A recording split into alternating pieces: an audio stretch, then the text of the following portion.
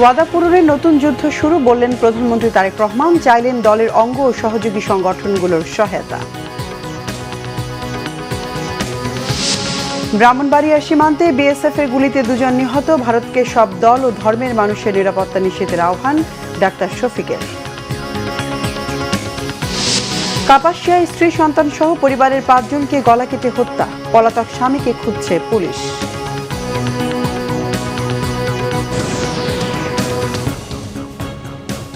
দেখছিলেন crown cement সংবাদ শিরোনাম। বিস্তারিত সংবাদ এবার। প্রধানমন্ত্রী তারেক রহমান বলেছেন, একটি শেষ হয়েছে, যুদ্ধ আরেকটি শুরু হয়েছে। সে যুদ্ধ হচ্ছে সাধারণ মানুষকে দেয়া প্রতিশ্রুতি বাস্তবায়ন করা। তিনি বলেন, বিএনপি সহযোগিতা না করলে অনেক ক্ষেত্রে সরকার হয়তো সফল হতে পারবে না। সেজন্য বিএনপি নেতৃবৃন্দের সহায়তা চান প্রধানমন্ত্রী। আহমেদ সরওয়ারের রিপোর্ট। 17 বছরের নির্বাসিত জীবন কাটিয়ে 25 ডিসেম্বর লন্ডন থেকে দেশে ফেরেন বিএনপির চেয়ারম্যান তারেক রহমান। নির্বাচনে জয়ী হয়ে সরকার গঠনের পর এবার দল ও এর অঙ্গ ও সহযোগী সংগঠনের নেতাদের নিয়ে রাজধানীর কৃষিবিদ ইনস্টিটিউশনে মত বিনিময় সভা করেন বিএনপি চেয়ারম্যান ও প্রধানমন্ত্রী তারেক রহমান। এতে অংশ নেন বিএনপি, যুবদল, স্বেচ্ছাসেবক দল, মহিলা দল, ছাত্রদল সহ অঙ্গ ও সহযোগী সংগঠনের নেতারা। সভায় দেয়া বক্তব্যে প্রধানমন্ত্রী বলেন, নির্বাচন আগে তিনি বিএনপির হয়ে জনগণকে কথা দিয়েছিলেন, ক্ষমতায় গেলে সুশাসন দেবেন, শিক্ষার্থীদের সুন্দর পরিবেশ দেবেন, নারী পুরুষ সকলে নিরাপদে রাস্তায় চলাচল করতে পারবে। বিগত সরকার যা করেছে সেরকম কিছু হবে না।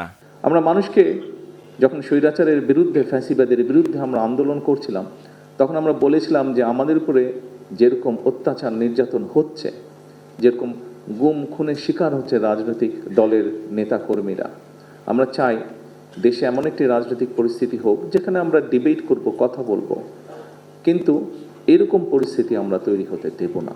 এরকম অনেকগুলো আমরা কথা বলেছিলাম। প্রিয় নেতৃবৃন্দ, যেই কথাটি বলছিলাম, যুদ্ধ একটি শেষ হয়েছে, এখন আরেকটি যুদ্ধ শুরু হয়েছে। কি সেই যুদ্ধ? সেই যুদ্ধটি হচ্ছে আমরা মানুষকে যে কমিটমেন্ট দিয়েছিলাম সেই কমিটমেন্টগুলোর বাস্তবায়ন করা। প্রধানমন্ত্রী নেতাদের মনে করিয়ে দেন, তিনি বলেছিলেন এ নির্বাচন কঠিন হবে। তার বিশ্বাস সেটি নেতাকর্মীরা নির্বাচনের পরতে পরতে বুঝতে পেরেছেন। নির্বাচন হয়ে যাওয়ার পরে এবং ফলাফল বের হবার পরে, আমরা বিশেষ করে সরকার গঠন করার পরে এই ম্যানিফেস্টোটি আমাদের সরকারের তথা বাংলাদেশের জনগণের ম্যানিফেস্টোতে পরিণত হয়েছে। কারণ 52% মানুষ যারা ভোট দিয়েছে, 52% মানুষ এই ম্যানিফেস্টোর পক্ষে রায় দিয়েছে। কাজেই আমাদেরকে এখন এই ম্যানিফেস্টোতে আমরা যা যা বলেছি, আমাদের সর্বোচ্চ দিয়ে সরকারকে চেষ্টা করতে হবে এই ম্যানিফেস্টোর বাস্তবায়ন করার জন্য। কিন্তু সরকারটি গঠন হয়েছে, আমরা কি বলি, বিএনপি সরকার বলি, কিন্তু তাই নয় কি? আমরা বলি বর্তমান সরকার বিএনপি সরকার, অর্থাৎ সরকার ঠিকই আছে কিন্তু বিএনপি সরকার। সেজন্য বিএনপি যদি সহযোগিতা না করে অনেক ক্ষেত্রেই সরকার সফল হতে পারবে না। এবং বিএনপির সফলতা তখনই নির্ভর করছে যখন আপনারা এখানে উপস্থিত প্রত্যেকটি মানুষ এবং আপনারা যাদেরকে নেতৃত্ব দিচ্ছেন তাদেরকে সাথে নিয়ে সরকারের পেছনে এসে না দাঁড়ান।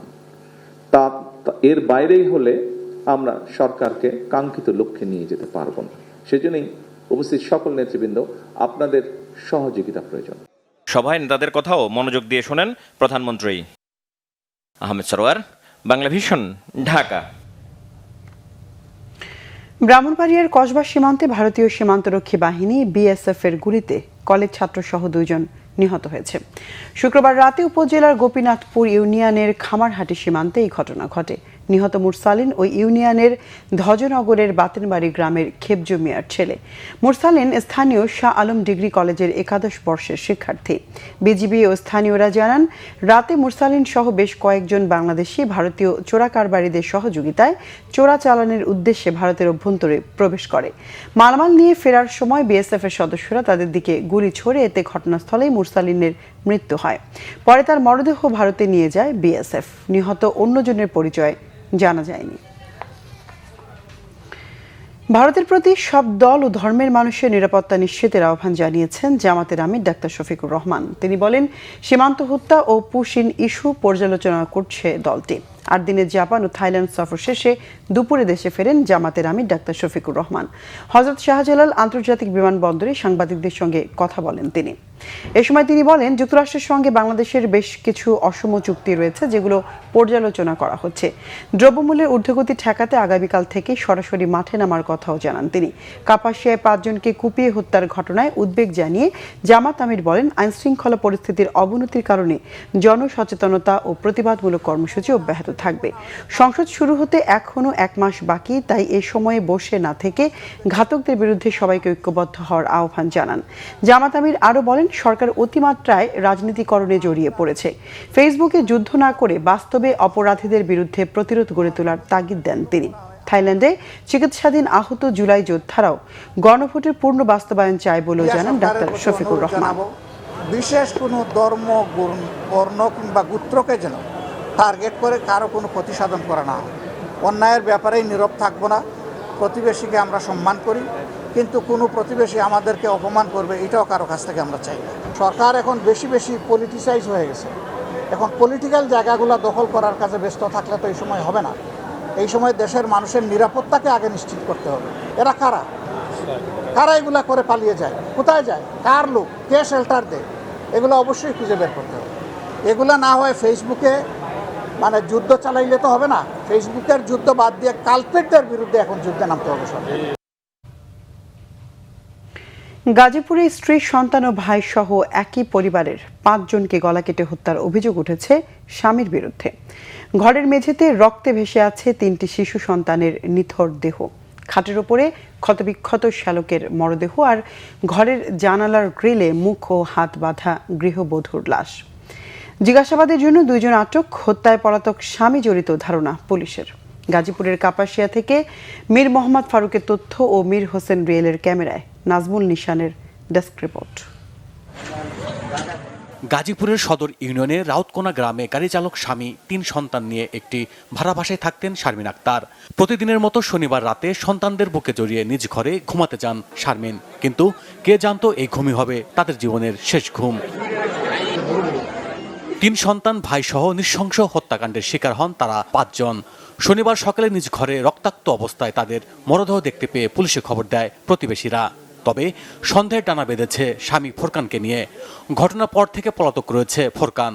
এ ঘটনায় এলাকা জুড়ে নেমে এসেছে শোকের ছায়া। 5 জন বাচ্চা একটা খাটের মধ্যে দেখলাম লাশ, আর 3 জন বাচ্চা আর মহিলারা 2 জন। আর ছোট বোন 3টারে মনে করেন নিচে ফলোয়ারে শুয়েছিল, ওই জায়গা থেকে 3টারে হয়তো মারা হয়েছে।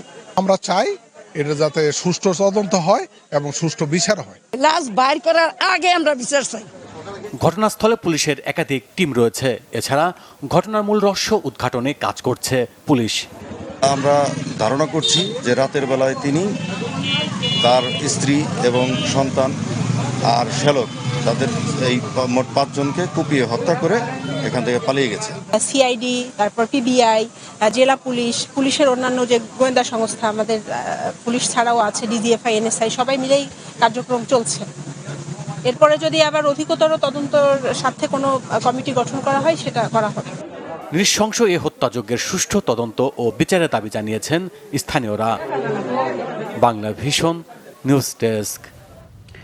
সুনামগঞ্জে ছাতকে জমি নিয়ে বিরোধকে কেন্দ্র করে 2 পক্ষের সংঘর্ষে সংসদ সদস্য সহ অর্ধ শতাধিক আহত হয়েছেন। পুলিশের স্থানীয়রা জানান, খিদ্রা খাপন গ্রামের সাবেক ইউপি চেয়ারম্যান আফরোজ মিয়ার কাছ থেকে জমি কিনেছিলেন কোনাপাড়া গ্রামের বাসিন্দা মোহাম্মদ আলী। তবে দীর্ঘদিন ধরে তাগিদ দেওয়ার পরও জমি রেজিস্ট্রি করে না দেয়ায় 2 দিন আগে মোহাম্মদ আলী আফরোজ মিয়াকে গালিগালাজ করেন। এর জের ধরে শুক্রবার রাতে জাউয়া বাজার এলাকায় টর্চ লাইট জ্বালিয়ে 2 পক্ষের লোকজন সংঘর্ষে জড়িয়ে পড়ে। এতে আহত হন সুনামগঞ্জ 1 আসনের সংসদ সদস্য কামরুজ্জামান কামরুল সহ উভয় পক্ষের অন্তত অর্ধ শতাধিক। যৌথ বাহিনীর প্রচেষ্টায় দীর্ঘ 2.5 ঘন্টা পর পরিস্থিতি নিয়ন্ত্রণে আসে।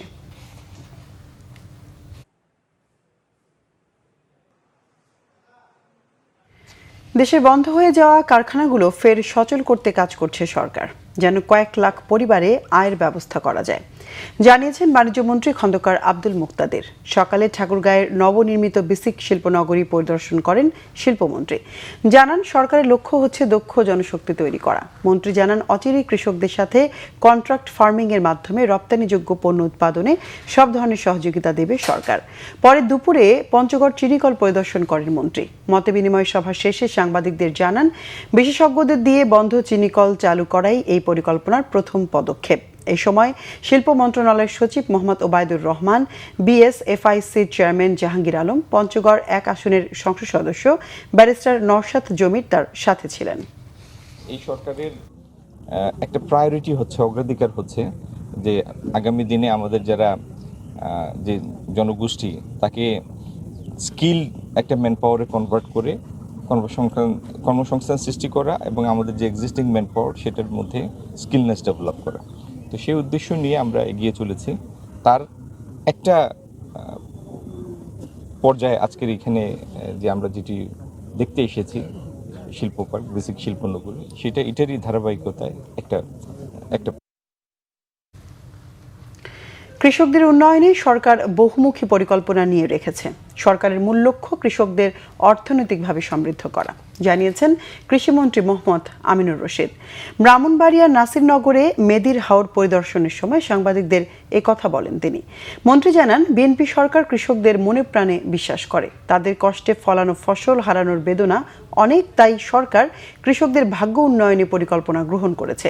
পরে বিকেলে তিনি ক্ষতিগ্রস্ত কৃষকদের মাঝে 30 কেজি করে চাল বিতরণ কার্যক্রমের উদ্বোধন করেন।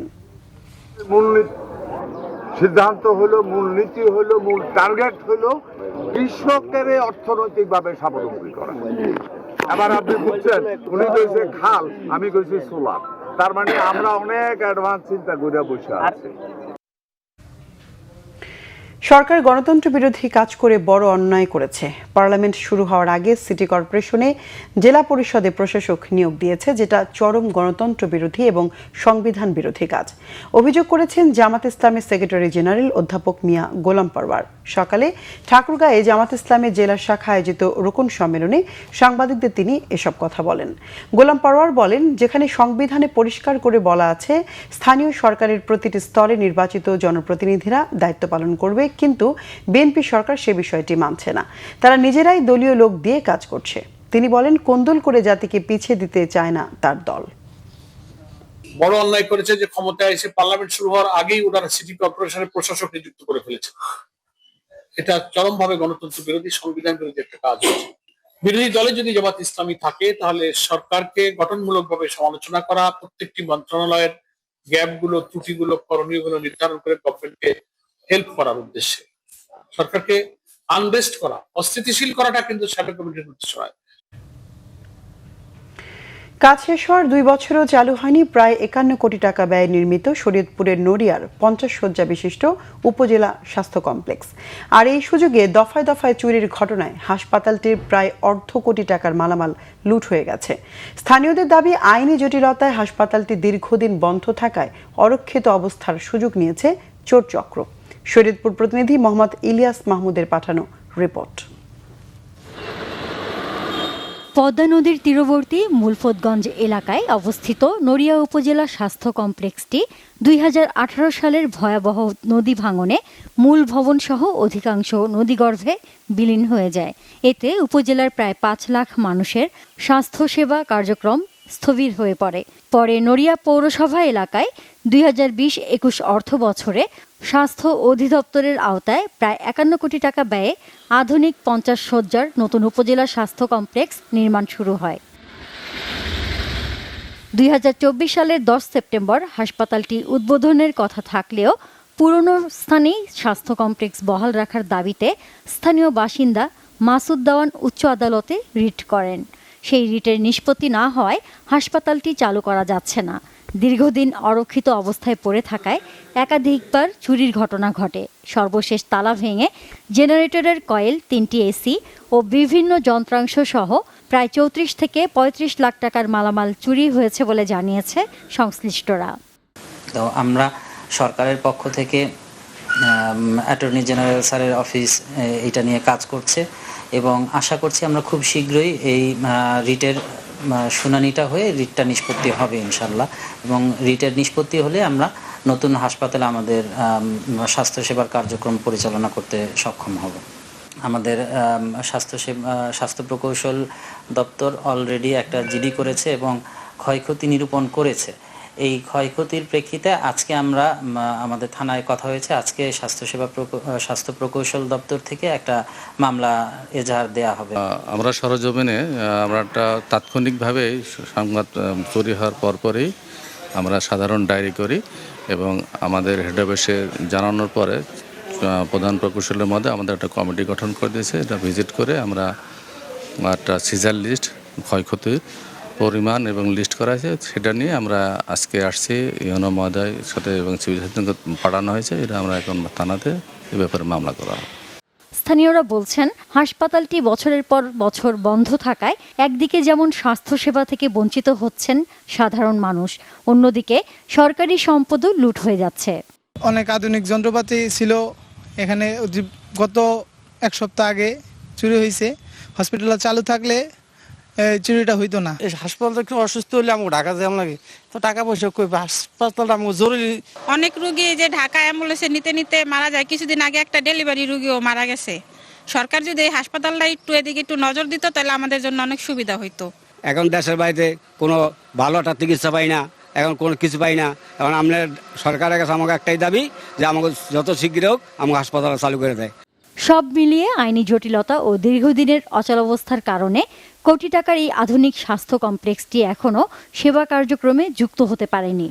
দ্রুত সমস্যা সমাধান ও হাসপাতালটি চালুর দাবি স্থানীয়দের। Bangla vision news desk. সারা দেশের আরো কিছু খবর নিয়ে এখন একটি ডেস্ক রিপোর্ট দেখুন।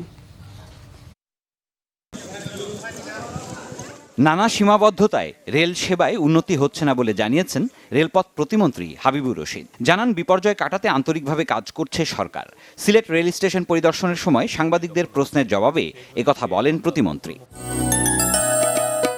মাদারীপুরের কালকিনিতে ভাঙন কবলিত খুনের চর এলাকা পরিদর্শন করে প্রয়োজনীয় ব্যবস্থা নেওয়ার আশ্বাস দিয়েছেন মাদারীপুর ৩ আসনের সংসদ সদস্য আনিসুর রহমান খোকন তালুকদার। সকালে বাঁশগাড়ি ইউনিয়ন দিয়ে বয়ে চলা আড়িয়াল খা নদীর ক্ষতিগ্রস্ত অংশ পরিদর্শন করেন তিনি। পটুয়াখালী সদর হাসপাতালের পরিচালনা পরিষদের সভাপতি হিসেবে দায়িত্ব পাওয়ার পর হাসপাতাল পরিদর্শন করেছেন পটুয়াখালী 1 আসনের সংসদ সদস্য আলতাফ হোসেন চৌধুরী। সকালে তিনি হাসপাতালের বিভিন্ন ওয়ার্ড ঘুরে দেখেন এবং চিকিৎসাধীন রোগীদের খোঁজ খবর নেন। খুব খারাপ অবস্থার মধ্যে বিএনপি রাষ্ট্রের দায়িত্ব নিয়েছে, যা থেকে উত্তরণে কিছুটা সময় লাগবে, জানিয়েছেন জাতীয় সংসদের whip advocate M Ruhul Kuddus Talukdar Dulu. নাটোরের নলডাঙ্গায় পৌরসভা ভবনের নির্মাণ কাজের ভিত্তিপ্রস্তর স্থাপন শেষে তিনি একথা বলেন। চট্টগ্রামের জলাবদ্ধতা নিরসনে সংশ্লিষ্ট সেবা সংস্থাগুলোর সমন্বিত উদ্যোগের পাশাপাশি নাগরিকদেরও সচেতন হতে হবে বলে জানিয়েছেন বিশেষজ্ঞরা।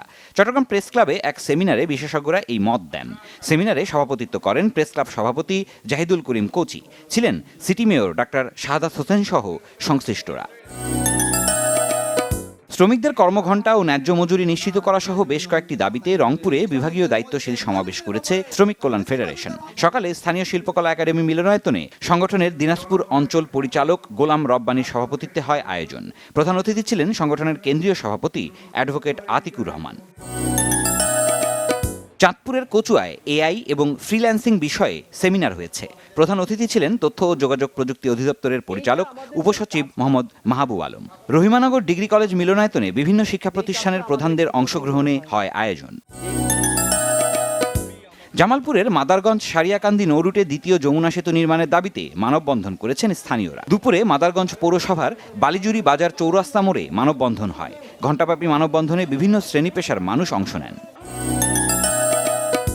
সাভারে তৃতীয় গণিত বিজ্ঞান অলিম্পিয়াড সায়েন্স সোসাইটির পুরস্কার বিতরণী অনুষ্ঠিত হয়েছে। সাভার যুব উন্নয়ন ইনস্টিটিউট অডিটোরিয়ামে হয় আয়োজন।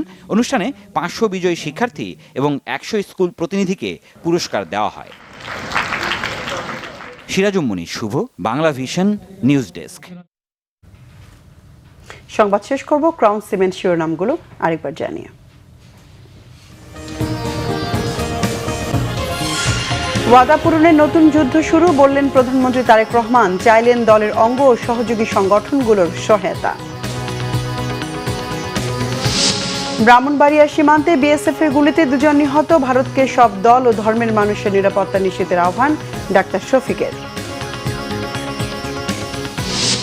কাপাসিয়ায় স্ত্রী সন্তান সহ পরিবারের 5 জনকে গলা কেটে হত্যা, পলাতক স্বামীকে খুঁজছে পুলিশ।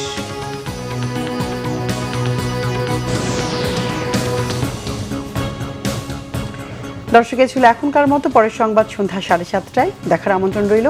এছাড়া বাংলাভিশন সংবাদ ও সংবাদ সংশ্লিষ্ট অনুষ্ঠান দেখতে ভিজিট করুন www.bvnews24.com ও facebook.com/banglavisionnews এবং সাবস্ক্রাইব করুন youtube.com/banglavisionnews। এতক্ষণ সঙ্গে থাকায় ধন্যবাদ সবাইকে।